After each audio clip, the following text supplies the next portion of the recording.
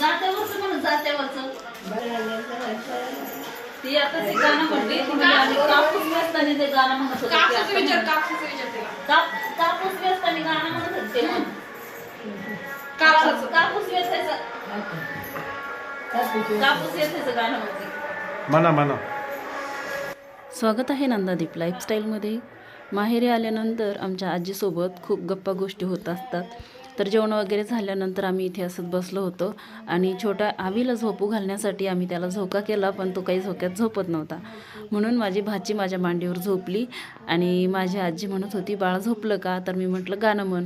तर ती म्हणत होती जातेवरची ओवी, आणि ती आम्हाला नेहमी सांगत असते की कापूस वेचताना आम्ही असे गाणे म्हणायचो, सकाळी जात्यावरती दळताना आम्ही असे गाणे म्हणायचो, ओव्या म्हणायचो.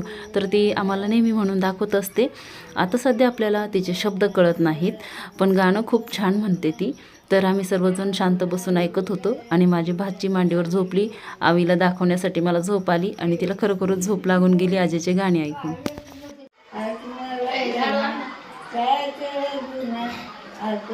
तुला झोप घालते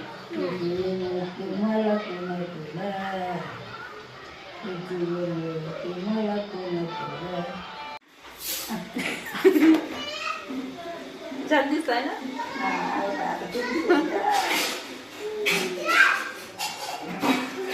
बारीक दिसतो काय.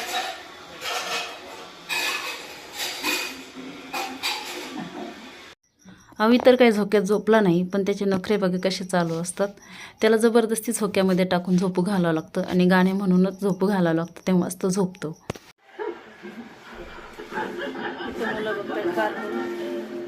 लहानपणीची आठवण आली मामाच्या घरचे ना. आवीला वहिनीने झोक्यामध्ये टाकून झोपू घातलं. आजीने आणि वहिनीने गाणे म्हणून तो झोपला आणि त्यानंतर आम्ही वरती आलो. तर इथे दोघं भाऊ बघतायत कार्टून. तर लहानपणी पण आम्ही मामाच्या घरी यायचो, तर त्यांना असंच कार्टून बघायला आवडायचं आणि तीच आठवण त्यांना आता आली. दोघं मिळून कार्टून बघतायत. दोघं मिळून कधी सोबत येत नाहीत सध्या, कारण की कॉलेज असतात, सुट्ट्या नाही राहत. दोघं हॉस्टेलला असतात वेगवेगळ्या ठिकाणी, त्यामुळे दोघांना सोबत वेळ भेटत नाही. तर आता सध्या निवांत सुट्टी आहे, त्यामुळे मामाच्या घरी बसलेत कार्टून बघत. तुमचीच करते. मस्त बसलेत हवेला गॅलरीत. काय वाजतंय तेवढं? मस्त वाटतं इथे बसायला गॅलरीत. इथे फक्त एक झोका बांधायचं बाकी. बांधून टाकू आपण, बरं आहे का? दोरीचं झोका पाहिजे. लगेच बांधून लगेच त्याला दोऱ्या बांधून त्याला खाटलेट कुकर खाटावर बसून खाटातच झोपावं. तर इथं मस्त पेस आहे गॅलरीचा. मोठी गॅलरी ठेवलेली आणि इथे छान खाट ठेवलेली असते बसायला. आज तर वातावरण पावसाचं झालंय. आभाळ आलेलं आहे. बाई बसली खाली. बाईला इथे यायला खूप आवडतं, पण तिला पायऱ्या चढायला खूप प्रॉब्लेम होतो, तरी पण येते ती. वय झालंय बाईचं आता, वय आणि म्हातारा माणूस आहे. तिला 100 जर म्हटलं ना वरती वर्षापुढे चल तर लगेच येईल ती, पण आता बसली खाली. तर मग आम्ही खाली तिच्यासोबत गप्पा गोष्टी करतो, पण आम्ही जास्त वेळ वरती असलो तर लगेच विचारते की कुठे गेले परत खाली जावं लागतं. आता विचारते, तुम्हाला विचारत होती कुठे गेले. म्हटलं ते कुठं जाणार, तिकडे फिरायला जातो काही.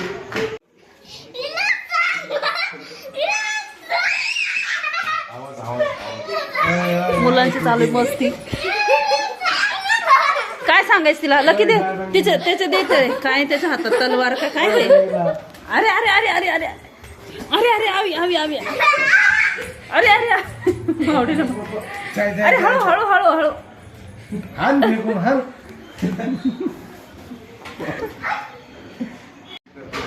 मुलांची मस्ती चालू आहे दोघांची. तिला बघायचं बसायला. आता दुसरं कुठे गेला पहिला कार्टून बघतोय. आला का इकडे मामाच्या इकडे कार्टूनच बघतो. बोलायचं उद्या कॉलेजला जायचं, त्याला बोर होतंय बसून. तिकडनं कार्यक्रमामधून आल्यानंतर मग थोडंसं बोरच होतं नाही का. मुलं असतात, गर्दी असते मुलांची, मुलांसोबत खेळणं बसणं खूप एन्जॉय. खूप कुठं कुठं फिरायला गेले, कुठं गर्दी, कुठं चांगले स्पॉटला गेले, ते मॉलला पण गेले ना कुठं तरी. आम्ही नव्हतो त्यांच्यासोबत, नाही तर मस्त ब्लॉग झाला असता. तिकडं ते महात्मा फुले स्मारक स्मारक, हां. किती मोठी मोठी आहे ना ते पुतळे. आणि ते काय पाण्याचं ठिकाण कोणतं होतं तिथे गेलो होते तुम्ही?